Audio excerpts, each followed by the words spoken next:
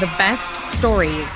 What stories are the best things going on right now? The best stories are authentic. They are relevant. thought-provoking. Emotional is probably the first one. The best stories are humorous, shareable. They I think are emotional. entertaining. They're unique. I would say relevant. inspiring, Honest. real stories that are Colorful, today. and And just they're funny. emotional. Those are some of the best stories. Hello and welcome into Storyteller from NAB. We are at the beautiful Blue Wire Studios. They're graciously hosting us. Awesome team, awesome space. If you're ever at the Wynn, you'll see the studio when you walk through. Also, shout out to our producer who's running everything graphic-wise, from the videos behind us to the graphic overlays in front. There's Seth on the screen. Hey, Seth, still rocking it, rolling as we work through the day. And now we want to bring in a storyteller who oversees the studio productions and operations at Fox Sports and Fox Deportes 1440 lot. Rich Briant, welcome into Storyteller. Thank you, Sky. It's good to be here. Not our first time chatting on a stage before, No. is it? Well, we have a beautiful graphic for you, and look what we found. Look what we found. What's this story all about? Where did you find that? I think our wonderful producer Seth found that on Facebook. Yeah, it I looked have like it had a good story to it. Yeah, that leg is gone now. I have a Yeah, you can't see below the fake desk. leg right now. But yeah, that was awesome. That was in Bora Bora. Yeah, sharks everywhere. So a little scary, but adventurous at the same time. I'm not a shark expert, but those look like a blackfin shark. I don't know, Black but tip. it was getting a little too close. I did touch one, though. Oh, nice. And Yeah. you still have your snorkeling, so you weren't sucking in water, thankfully, just in total shock and awe. Probably a little bit. Oh, I love that. That's a good graphic. But the way we like to start Storyteller, same every show, same every time. And in your opinion, Rich, what are three things that are like at the DNA, at the core of a good story? I think obviously the human element. You know, I mean, you got to touch, in my opinion, a great story can make you laugh and cry in the same story. So same feature. So that's one. I mean, you obviously have to have a good production, a quality production. Obviously, we're in media production, so you want to see a quality production. And third, you want to go to bed and, you know, think about it at night. I think that's the biggest thing. When I hear a good story, I think about it at night and even for days. So, What's your story? What makes up? Give us a story that sums up who we're sitting here chatting with today. oh man, I don't know, passionate, I guess. I think my biggest thing is, you know, I love media production, but I love the people in it. I mean, as you know, I used to run sports camps. I got out of the industry for 6 years. So when I came back here in kind of more of a management role, my biggest thing was I wanted to help lead and coach people. And that's what I'm trying to do now. I read a story, I think it might have been actually in your LinkedIn profile, and you wrote a screenplay, and that's what brought you out to LA. Maybe tell me a little bit about that screenplay. Yes, that was Braveheart. Did you ever see that movie? No, I'm just kidding. Nice work. Yeah, Good yeah. story. No, I've written a few screenplays. Obviously, didn't go too far with them, but that's originally why I came out. I was acting and small acting, and I wanted to. And now we're going to act show footage of Rich acting. No, I'm not. We didn't get that footage. Yeah, so I came out here for the entertainment industry and just to make movies, be a movie maker, and then somehow I ended up at Fox. I actually walked into our old Fox building, 10,000 Santa Monica, way back in the day. I'm not going to tell you what year. And I said to the front desk, I go, "Hey, are you hiring for any jobs?" And the security woman just looked at me kind of weird. And some guy says, he's on the phone, he goes, "Hey, you looking for a job?" I said, "Yeah."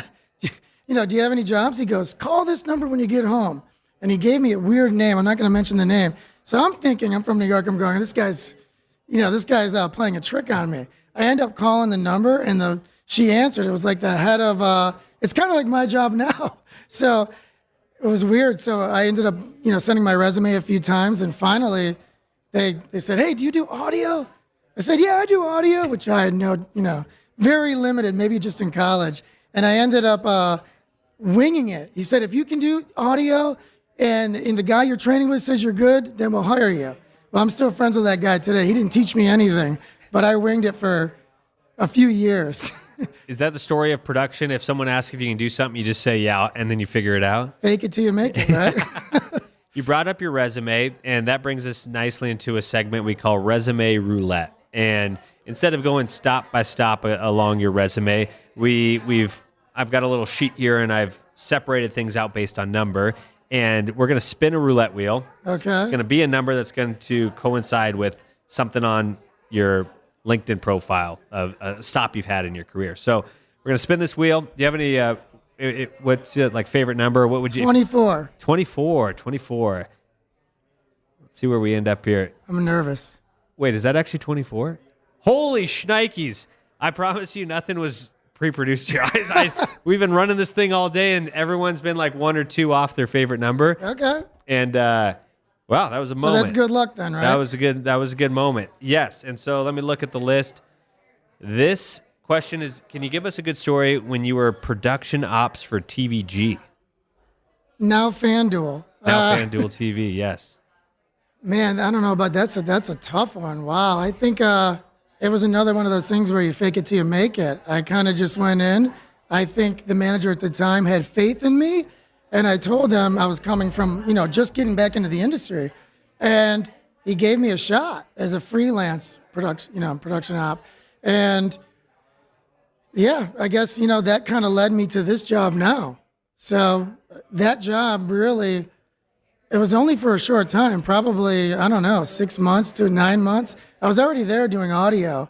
And then that really kind of helped me get this job now, just kind of in that management role and that experience. And this career in production, living the hashtag production life, I imagine you've seen it all, and you probably see new things every day when it comes to a production. But from all these different live productions you've overseen, you've been on, is there a good story that helps paint a picture for everyone out there of just what can happen, how chaotic it can be behind the scenes? And I'm sure you have quite a few, but any that come to mind? Yeah, so I hate to admit this, but I will. That big sigh there, I was like, yeah, he's seen some stuff. Well, first I want to give a shout out to my boys over there, Enrique Lozano and Hector Arroyo. There we go. Yeah, who work with me at Fox Deportes, and they're instrumental in the Fox Deportes success. That being said, so Hector, before he started as the field operations director, we lost one of our field ops guys. He was our main guy. So I ended up raising my hand saying, you know what, I'll help oversee field operations. It was the NFC Championship game. Oh, wow. So I Small didn't, game. I only had a little experience, as you mentioned, for TVG in the field. And, this was a couple years ago. So I went, and we did the testing, faxed out, setup day. Everything was great. I was walking around, probably a little too confident. Next thing you know, an hour before air, we lost connectivity to our talent in the booth at the stadium. No mics, no IFBs, and no camera. And so we were running around. I'll never forget it. I was sweating profusely. Just everyone was involved. It was sort of embarrassing in my opinion, but just can't just stick with it.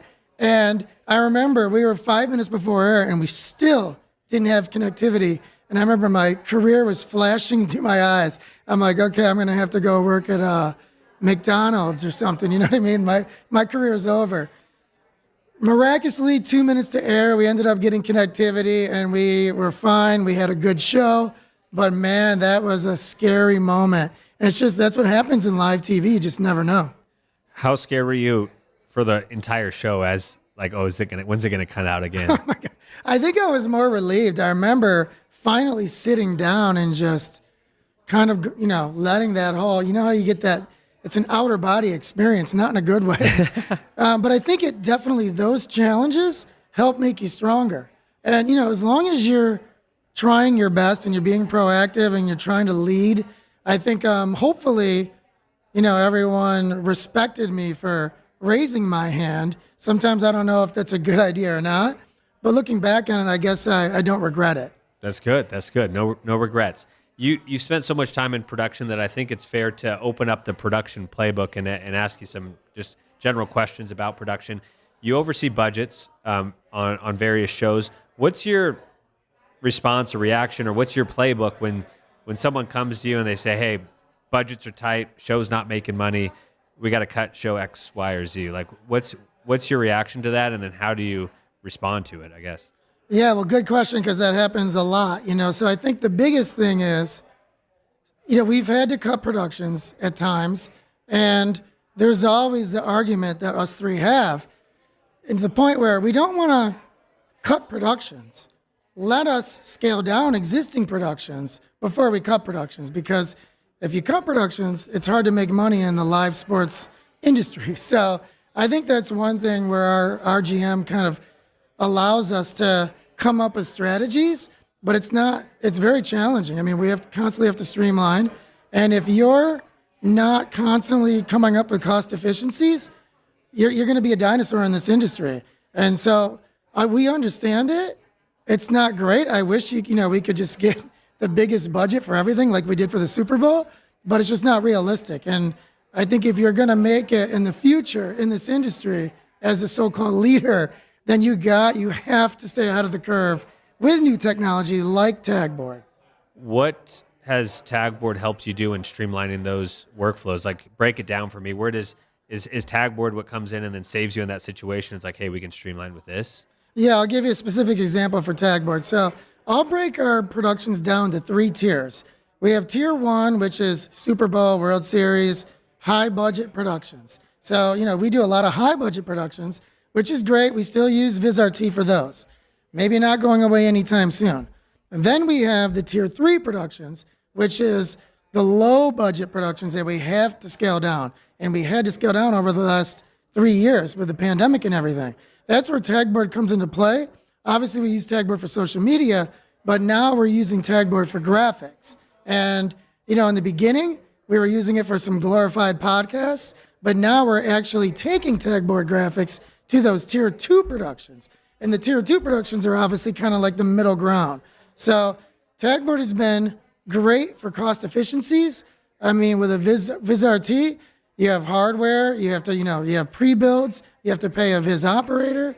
And now with Tagboard, you can have, a producer using Tagboard or a BA, and we're a non-union facility, so we can get away with that. And that's really saved us a lot of money without having to sacrifice quality. And so your BAs can then jump into that seat and essentially run graphics and everything. Exactly, yes. Wow. And that jump from tier 3 to tier 2, what's like a tier 2 production? Tier 2,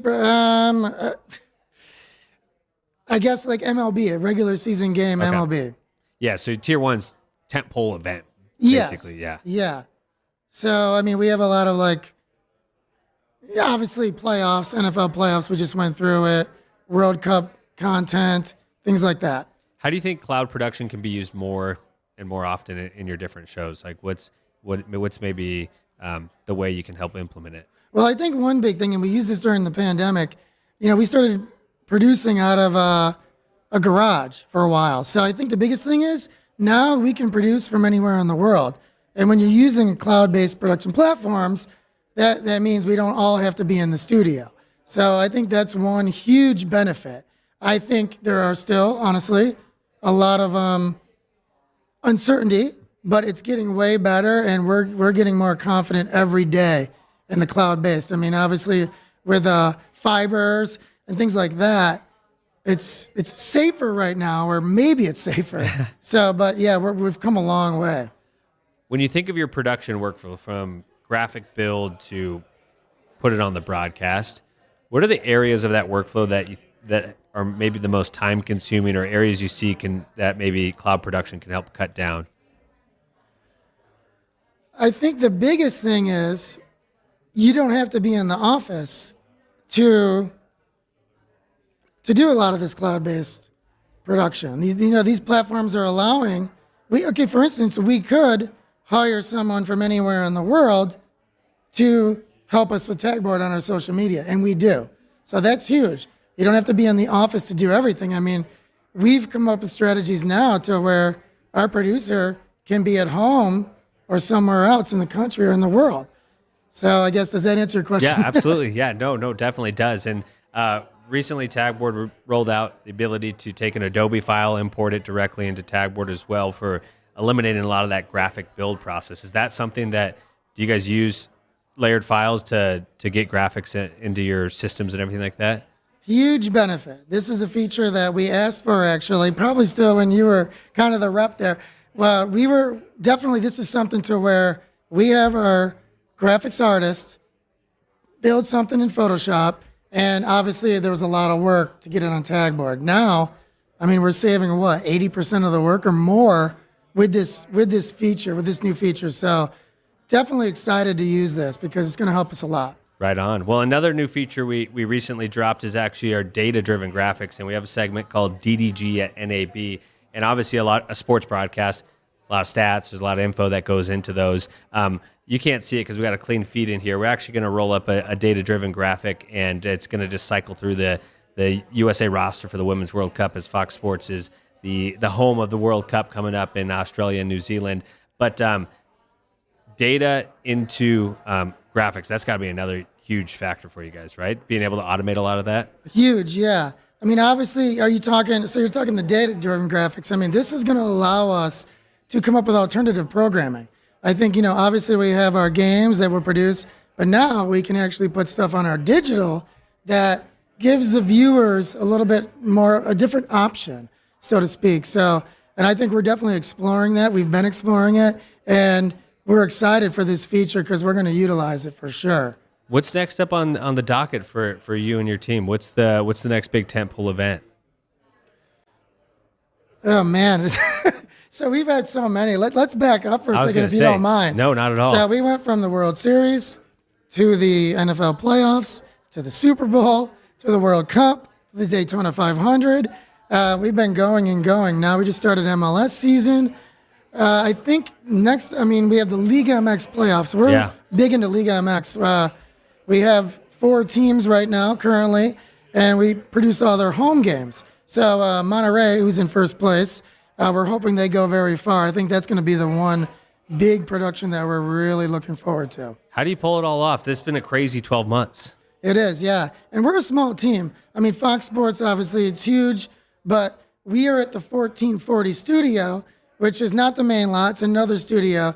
And we produce up to 60 shows a week at times. So we have a lot of things going on there, and we have a very small team. So really, I want to give a shout out to the Fox Deportes and 1440 team because we all wear many hats, and we're non-union. If we have to, I'll get in there and start editing if I need to. You know what I mean? And these guys as well. So, Hector will grab a camera out in the field, and we'll run after in the NFL playoff game. We're going and doing interviews out in the field. It doesn't matter. We're all going to step up and do whatever we need to do. Well, you knew what the final segment was, which was the storyteller shout out. You shouted out Enrique, and we have Hector here in studio and your entire team. Is there any other storyteller that you want to shout out, that somebody that works hard in the dark to help everyone in the company shine in the light? Oh, man. I don't want to single anyone out. I'm just going to say our entire team. There you go. Our entire team, I think we're great. I'll give you an example kind of what happened. So not to get too into it, but we had a sponsor integration. We needed to come up with a sponsor integration solution. And we ended up getting a call from the head of sales, and we needed to figure out a solution. So we ended up grabbing 15 people in the office, and they all came into my office, I think. And we just went, we empowered everyone, give us some ideas. And it was so exciting to see everyone empowered and having that decision-making process. Some ideas were better than others, but we ended up coming with a great solution. And yeah, I think it's just, give a shout out to the entire team because I think, we from a production assistant to our GM, it doesn't matter. We're all contributing, and it's very exciting to see, even the production assistants learning and having say in things. Right on. Well, Rich, I got to shout out you because you do a great job leading that team at the 1440 studios down there, and big champion of tagboard and the usage of it as well. So appreciate you coming on Storyteller today, sharing your stories. Got to see a cool shark photo along the way and some fun along the way. So thanks again for coming on. Thanks, Guy. Always a pleasure. Right on. And that'll do it for another episode of Storyteller at NAB. Take care.